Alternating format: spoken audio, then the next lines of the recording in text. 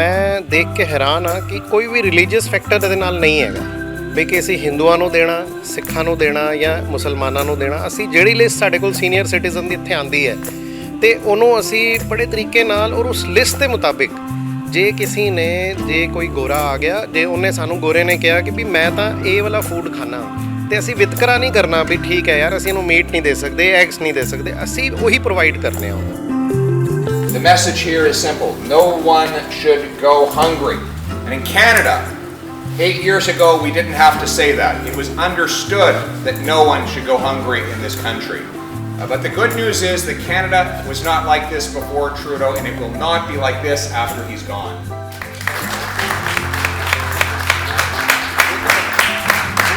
The hurt that he's caused with the hope that Canadians need. We're going to bring home lower prices for everyone. ਜਿਹੜੀ services ਸਹਾਇਤਾ food bank ਦਿੰਦਾ ਕੋਈ ਨਹੀਂ ਦਿੰਦਾ।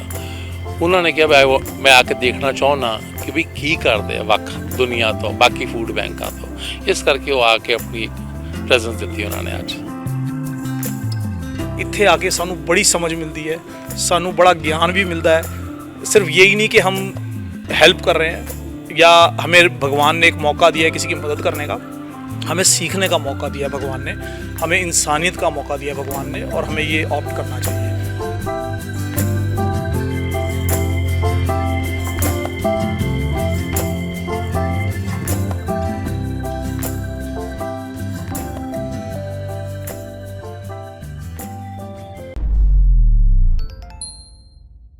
ਦੋਸਤੋ ਅੱਜ ਆਪਾਂ ਪਹੁੰਚੇ ਹਾਂ ਸਾਈਂ ਧਾਮ ਫੂਡ ਬੈਂਕ, ਜਿੱਥੇ leader of opposition Pierre Poilievre ਪਹੁੰਚਣ ਵਾਲੇ ਨੇ। ਉਹਨਾਂ ਨੂੰ ਪਤਾ ਲੱਗਿਆ ਸੀਗਾ ਕਿ ਇਹ ਸੰਸਥਾ ਬਹੁਤ ਵਧੀਆ ਕੰਮ ਕਰ ਰਹੀ ਹੈ, ਹੋਮਲੈਸ ਨੂੰ ਫੂਡ ਪ੍ਰੋਵਾਈਡ ਕਰ ਰਹੀ ਹੈ ਜਾਂ ਜਿਹੜੇ ਨੀਡੀ ਨੇ ਉਹਨਾਂ ਨੂੰ ਫੂਡ ਪ੍ਰੋਵਾਈਡ ਕਰ ਰਹੀ ਹੈ, ਉਹਨਾਂ ਤੱਕ ਰੋਜ਼ ਦਾ ਖਾਣਾ ਪਹੁੰਚਾ ਰਹੀ ਹੈ। ਤੁਸੀਂ ਪਿੱਛੇ ਦੇਖ ਸਕਦੇ ਹੋ ਗੋਦਾਮ ਭਰਿਆ ਹੋਇਆ ਆ ਤੇ ਇੱਥੇ ਵਲੰਟੀਅਰਸ ਵੀ ਕੰਮ ਕਰਦੇ ਨੇ ਤੇ ਕੁਝ ਸਟੂਡੈਂਟ ਵੀ ਕੰਮ ਕਰਦੇ ਨੇ ਜਿਨ੍ਹਾਂ ਨੂੰ ਮਦਦ ਦੀ ਜ਼ਰੂਰਤ ਹੁੰਦੀ ਹੈ, ਕਿਉਂਕਿ ਕੈਨੇਡਾ ਇਸ ਵੇਲੇ ਜੋਬਲੈਸ ਮਾਰਕੀਟ ਹੈ ਤੇ ਜੋਬਲੈਸ ਨੂੰ ਜੋਬ ਵੀ ਇੱਥੇ ਮਿਲਦੀ ਹੈ, ਲੋੜਵੰਦਾਂ ਨੂੰ ਖਾਣਾ ਵੀ ਇੱਥੇ ਮਿਲਦਾ ਹੈ, ਰੋਟੀ ਵੀ ਮਿਲਦੀ ਹੈ। ਸੋ ਪੀਅਰ ਪੋਲੀਵਰ ਅੱਜ ਇਸ ਸੰਸਥਾ ਦੇ ਸਾਰੇ ਮੈਂਬਰਸ ਨੂੰ ਮਿਲਣ ਪਹੁੰਚ ਰਹੇ ਨੇ।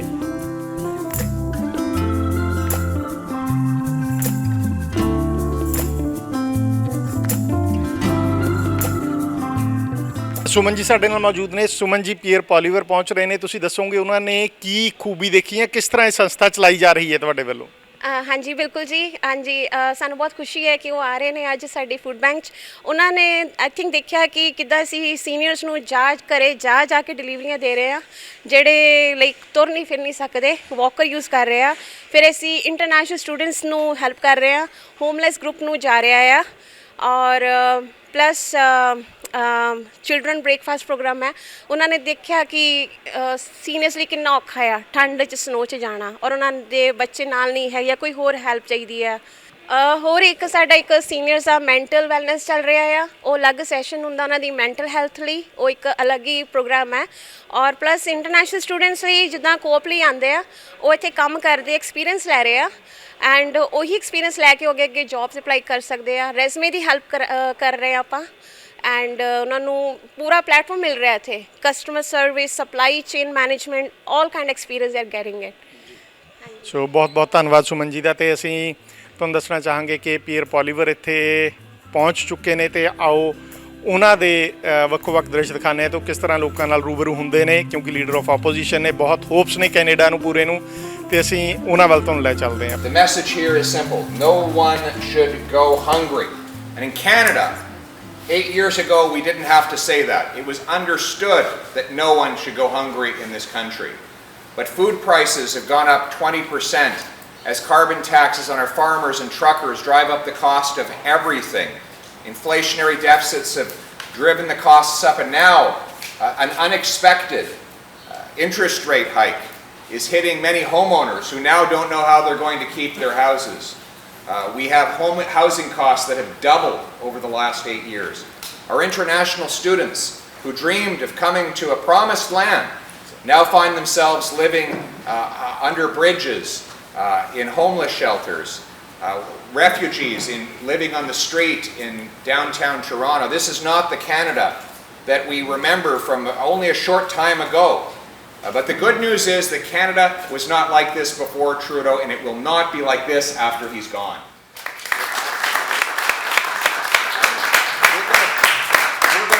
hurt that he's caused and the hope that Canadians need. We're going to bring home lower prices for everyone by axing the carbon tax and the inflationary deficits to bring down interest rates and inflation. We're going to bring home powerful paychecks with lower income tax that rewards hard work. We're going to let our brilliant immigrants work in their professions with a Blue Seal exam that allows them to qualify as doctors and nurses to reduce wait times for all of us when we go into the hospitals. We're going to bring homes that people can afford. Housing costs have doubled in 8 years because we can't get anything built.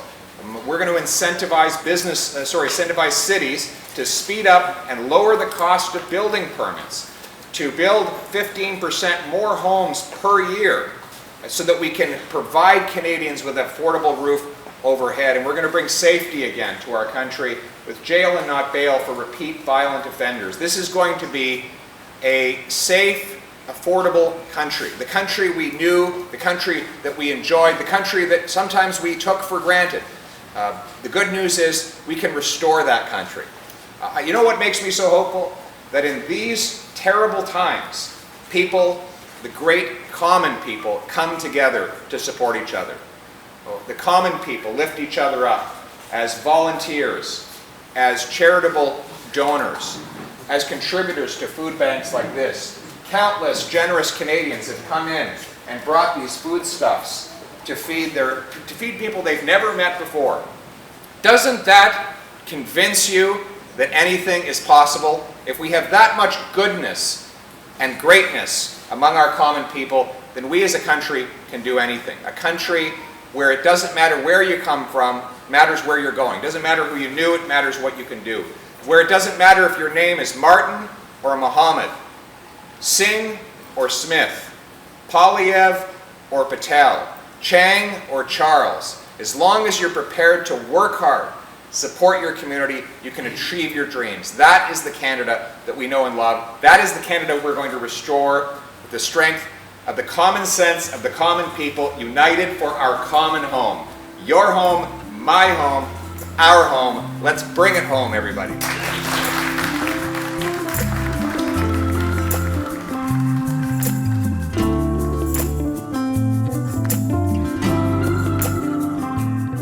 ਉਹਨਾਂ ਨੇ actually PR ਜੀ ਨੇ ਸਾਡਾ food bank ਦਾ ਨਾਮ ਸੁਣਿਆ, ਸਾਇਦਾਮ food bank ਦਾ, ਔਰ ਜਦੋਂ ਉਹਨਾਂ ਨੂੰ ਇਹ ਪਤਾ ਲੱਗਿਆ ਕਿ ਕੈਨੇਡਾ ਇੱਕ ਯੂਨੀਕੈਸਟ ਫੂਡ ਬੈਂਕ ਹੈ, ਜਿਹੜੀ ਸਰਵਿਸਿਜ਼ ਸਾਇਦਾਮ ਫੂਡ ਬੈਂਕ ਦਿੰਦਾ ਕੋਈ ਨਹੀਂ ਦਿੰਦਾ, ਉਹਨਾਂ ਨੇ ਕਿਹਾ ਵੀ ਮੈਂ ਆ ਕੇ ਦੇਖਣਾ ਚਾਹੁੰਦਾ ਕਿ ਵੀ ਕੀ ਕਰਦੇ ਆ ਵੱਖ ਦੁਨੀਆ ਤੋਂ, ਬਾਕੀ ਫੂਡ ਬੈਂਕਾਂ ਤੋਂ। ਇਸ ਕਰਕੇ ਉਹ ਆ ਕੇ ਆਪਣੀ ਪ੍ਰੈਜ਼ੈਂਸ ਦਿੱਤੀ ਉਹਨਾਂ ਨੇ ਅੱਜ। ਉਹਨਾਂ ਦੀ ਅਨਾਊਂਸਮੈਂਟਸ ਦੀ ਗੱਲ ਉਹਨਾਂ ਨੇ ਲੋਕਾਂ ਨੇ ਜਿਸ ਤਰ੍ਹਾਂ ਸਵਾਲ ਪੁੱਛੇ ਕਿ ਬਈ ਮੈਂ ਜਿਹੜੀ ਇਨਫਲੇਸ਼ਨ ਹੈ ਉਸ 'ਤੇ ਕੰਮ ਕਰਾਂਗਾ, ਟੈਕਸਿਸ 'ਤੇ ਕੰਮ ਕਰਾਂਗਾ, ਹਾਊਸਿੰਗ 'ਤੇ ਕੰਮ ਕਰਾਂਗਾ, ਮੈਂ ਆਪਣੀ ਪੂਰੀ ਕੋਸ਼ਿਸ਼ ਕਰਾਂਗਾ ਕਿ ਇਹ ਜਿਹੜੀਆਂ ਚੀਜ਼ਾਂ ਹਾਲਾਤ ਖਰਾਬ ਨੇ, ਹਾਊਸਿੰਗ ਤੋਂ ਲੈ ਕੇ ਇਨਫਲੇਸ਼ਨ ਤੋਂ ਲੈ ਕੇ ਚੋਰੀਆਂ ਨੂੰ, ਥੈਫਟ ਨੂੰ, ਉਹਨੂੰ ਥੱਲੇ ਲੈ ਕੇ ਆਵਾਂਗਾ। ਲੋਕਾਂ ਦੀ ਰੋਜ਼ਮਰਾ ਦੀ ਜ਼ਿੰਦਗੀ 'ਤੇ ਕਿਸ ਤਰ੍ਹਾਂ ਵਧੀਆ ਅਸਰ ਪੈ ਸਕਦਾ ਉਹਦੀ ਕੋਸ਼ਿਸ਼ ਕਰਾਂਗਾ। ਹੋਮਲੈਸ ਦੇ ਬਾਰੇ ਆਇਆ ਕਿ ਅਸਲੀ ਮਸਲਾ ਹੈ ਕਿ ਵੀ ਜਿਹੜਾ ਇਨਫਲੇਸ਼ਨ ਹੈ ਜਿਹਦੇ ਕਰਕੇ ਲੋਕ ਆਪਣਾ ਜੀ ਨਹੀਂ ਪਾ ਰਹੇ, ਕਿਸ਼ਤਾਂ ਨਹੀਂ ਦੇ ਪਾ ਰਹੇ, ਲੋਕਾਂ ਕੋਲ ਕੰਮ ਕਾਜ ਨਹੀਂ ਹੈਗਾ, ਉਹ ਹੌਲੀ ਹੌਲੀ ਜਦੋਂ ਚੀਜ਼ਾਂ ਵੱਧ ਰਹੀਆਂ ਨੇ ਉਸ ਕਰਕੇ ਉਹਨਾਂ ਨੇ ਕਿਹਾ ਕਿ ਮੈਂ ਆਪਣਾ ਜਦੋਂ ਆਫਿਸ ਆਵਾਂਗਾ ਅਤੇ ਪੂਰੀ ਕੋਸ਼ਿਸ਼ ਕਰਾਂਗਾ ਇਹਨਾਂ ਹਾਲਾਤਾਂ ਨੂੰ ਬਿਹਤਰ ਕਰ ਸਕਾਂ।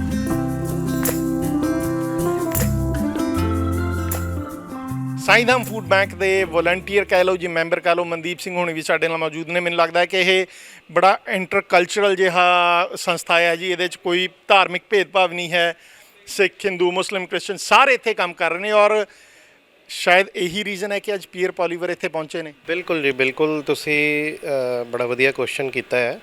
ਜਿਹੜਾ ਇਹਨਾਂ ਦਾ, ਮੈਂ ਇੱਥੇ ਸਿਰਫ 5 ਮਹੀਨੇ ਤੋਂ ਜੁੜਿਆ ਕਿਉਂਕਿ ਮੈਂ ਇੰਡੀਆ ਤੋਂ ਰੀਸੈਂਟ ਆਇਆ ਸੀ, ਅਤੇ ਮੈਂ ਦੇਖ ਕੇ ਹੈਰਾਨ ਹਾਂ ਕਿ ਕੋਈ ਵੀ ਰਿਲੀਜੀਅਸ ਫੈਕਟਰ ਇਹਦੇ ਨਾਲ ਨਹੀਂ ਹੈਗਾ ਬਈ ਕਿ ਅਸੀਂ ਹਿੰਦੂਆਂ ਨੂੰ ਦੇਣਾ, ਸਿੱਖਾਂ ਨੂੰ ਦੇਣਾ ਜਾਂ ਮੁਸਲਮਾਨਾਂ ਨੂੰ ਦੇਣਾ। ਅਸੀਂ ਜਿਹੜੀ ਲਿਸਟ ਸਾਡੇ ਕੋਲ ਸੀਨੀਅਰ ਸਿਟੀਜ਼ਨ ਦੀ ਇੱਥੇ ਆਉਂਦੀ ਹੈ ਅਤੇ ਉਹਨੂੰ ਅਸੀਂ ਬੜੇ ਤਰੀਕੇ ਨਾਲ ਔਰ ਉਸ ਲਿਸਟ ਦੇ ਮੁਤਾਬਿਕ, ਜੇ ਕੋਈ ਗੋਰਾ ਆ ਗਿਆ, ਜੇ ਉਹਨੇ ਸਾਨੂੰ ਗੋਰੇ ਨੇ ਕਿਹਾ ਕਿ ਵੀ ਮੈਂ ਤਾਂ ਇਹ ਵਾਲਾ ਫੂਡ ਖਾਣਾ, ਅਤੇ ਅਸੀਂ ਵਿਤਕਰਾ ਨਹੀਂ ਕਰਨਾ ਵੀ ਠੀਕ ਹੈ ਯਾਰ ਅਸੀਂ ਇਹਨੂੰ ਮੀਟ ਨਹੀਂ ਦੇ ਸਕਦੇ, ਐਗਸ ਨਹੀਂ ਦੇ ਸਕਦੇ, ਅਸੀਂ ਉਹੀ ਪ੍ਰੋਵਾਈਡ ਕਰਨੇ ਆ ਉਹਨੂੰ।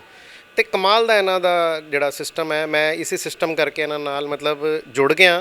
ਅਤੇ ਹੁਣ ਅਗਲਾ ਇਹਨਾਂ ਦਾ ਜਿਹੜਾ ਪ੍ਰੋਗਰਾਮ ਹੈ ਜਿਹਦੇ ਵਿੱਚ ਏਕਮ ਇੱਥੇ ਕੁੜੀ ਕੰਮ ਕਰਦੀ ਹੈ, ਮੈਂ ਉਹਦੇ ਨਾਲ 1-2 ਵਾਰ ਵੈਲਨੈਸ 'ਚ ਗਿਆ, ਤੇ ਉਹ ਮੈਂ ਵੈਲਨੈਸ ਦੇਖ ਕੇ ਹੈਰਾਨ ਆ ਕਿ ਜਿੱਥੇ 50 ਬਜ਼ੁਰਗ ਬੈਠਾ ਹੈ, ਉਹਨੂੰ ਜਾ ਕੇ ਇਕੱਲੇ ਨੂੰ ਜਾ ਕੇ ਉਹਦੀ ਗੱਲ ਪੁੱਛਣੀ, ਉਹਦਾ ਦੁੱਖ ਦਰਦ ਪੁੱਛਣਾ, ਫਿਰ ਉਹਦੇ ਮੁਤਾਬਿਕ ਜੇ ਉਹਨੂੰ ਕੋਈ ਫਿਜ਼ੀਕਲੀ ਮੈਂਟਲੀ ਹੈਲਥ ਦੀ ਲੋੜ ਹੈ ਤਾਂ ਉਹਨੂੰ ਕਾਲ ਕਰਨੀ, ਉਹਦੇ ਨਾਲ ਟਾਈ ਅਪ ਕਰਨਾ, ਉਹਨੂੰ ਜਾ ਕੇ ਪਰਸਨਲੀ ਉਹ ਚੀਜ਼ਾਂ ਪ੍ਰੋਵਾਈਡ ਕਰਾਉਣੀਆਂ ਵੀ ਤੂੰ ਇਹ ਵਾਲੀ ਐਕਸਰਸਾਈਜ਼ ਕਰ, ਇਹਦੇ ਨਾਲ ਤੇਰਾ ਵਧੀਆ ਹੋਗਾ। ਤੇ ਕਮਾਲ ਦਾ ਹੀ ਇਹਨਾਂ ਦਾ ਮਤਲਬ ਤੁਸੀਂ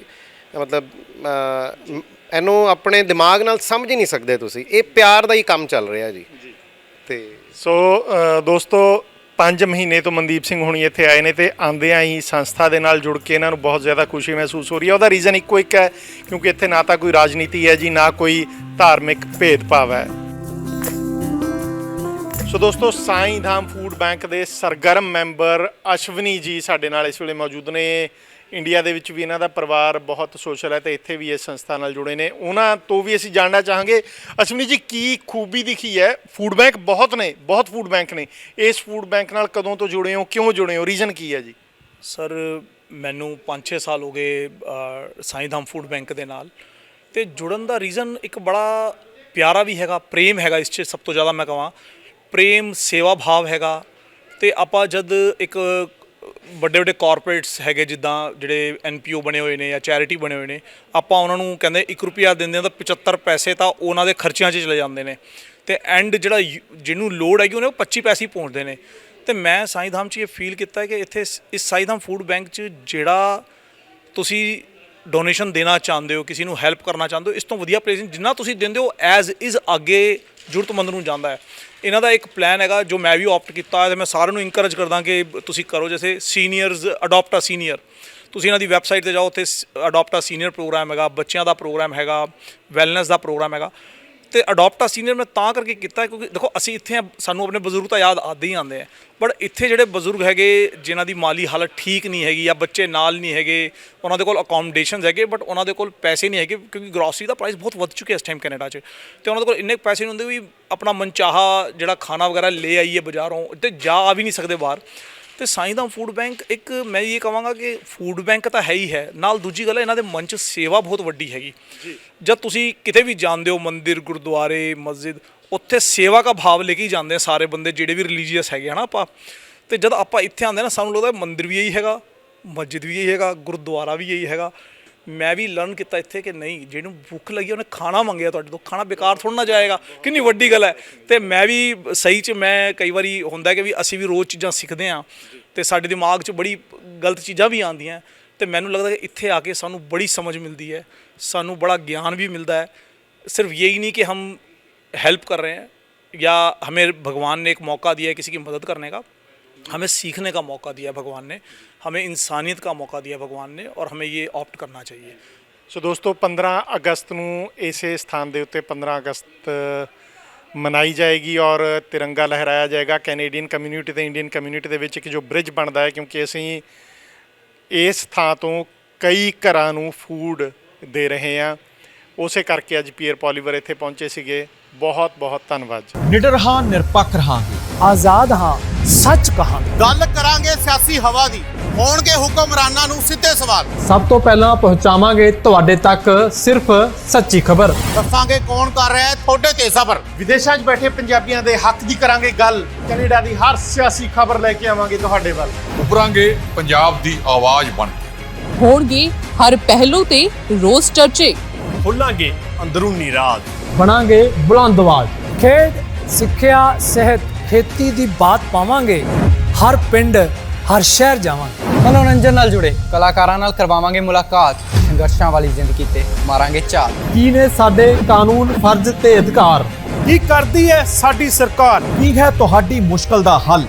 D5 ਚੈਨਲ ਪੰਜਾਬੀ ਦੀ ਕਚਹਿਰੀ 'ਚ ਹੋਵੇਗੀ सिर्फ लोकां दी गल, धर्म, धरोहर, सेहत और संस्कृति की होगी बात। अब D5 चैनल हिंदी भी होगा सर। D5 चैनल पंजाबी, अपनी धरती अपने लोक। सत श्री अकाल जी, मैं हाँ कुलराज रंधावा ते तुसी देख रहे हो D5 चैनल पंजाबी, जो लॉन्च हो चुका है हुण कैनेडा विच।